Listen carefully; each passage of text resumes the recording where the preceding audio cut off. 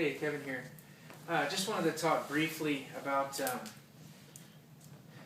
really how to impact your culture right where you're at. And so, I recently read a story about this group in Ontario, Canada called the Winking Circle.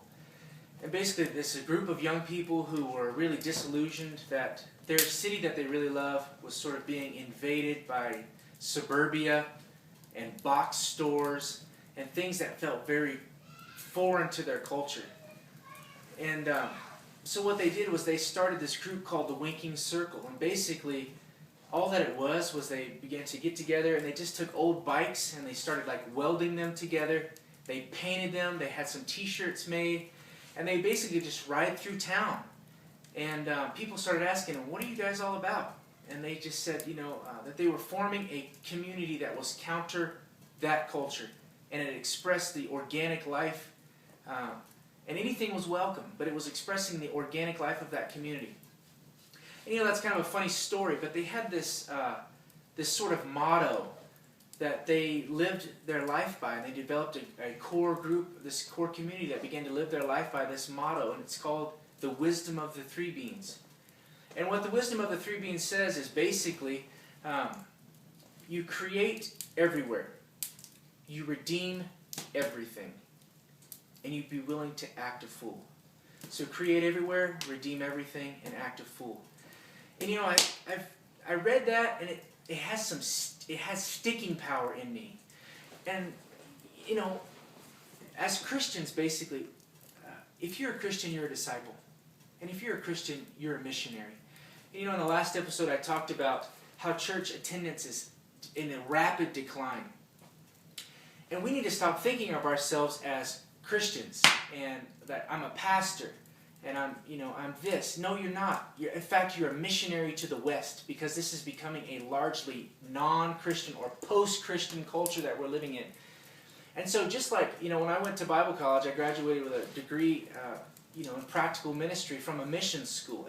And missionary training 101 says that you're a missionary wherever you're at. You move into a culture, you learn the culture, and then you begin to invade the culture. And the gospel is like yeast. It spreads through everything and begins to touch everything. And so I began to incorporate this wisdom of the three beans into my life.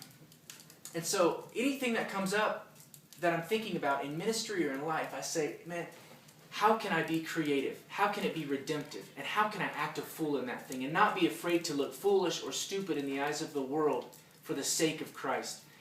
And so I just began to, that's part of why I started this video blog, is I just want to be able to be living out loud and be public. But I've just started to develop this mindset that I'm a missionary to the West, and you're a missionary to the West. Wherever you're at in culture, that's where God's placed you. I want to read you a quote out of this book, again, by Alan Hirsch. I think it's actually a very powerful quote. In fact, let me read it off my iPad.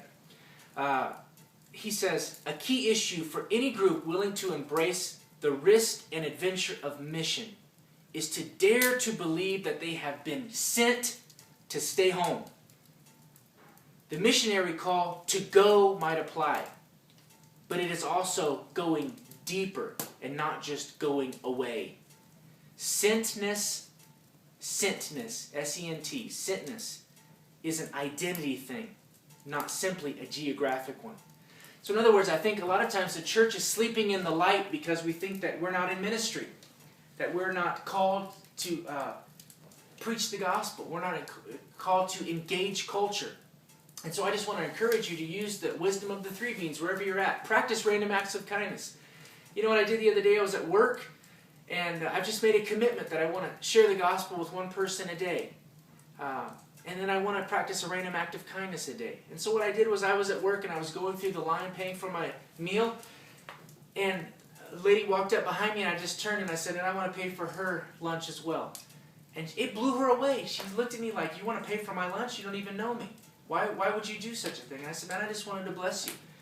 And you know what it did? It started a dialogue between us. And so I want you to learn to start seeing yourself as a missionary to the West and be willing to incorporate the wisdom of the three beans, which is create everywhere, redeem everything, and and be willing to act a fool for the sake of Christ. Thanks.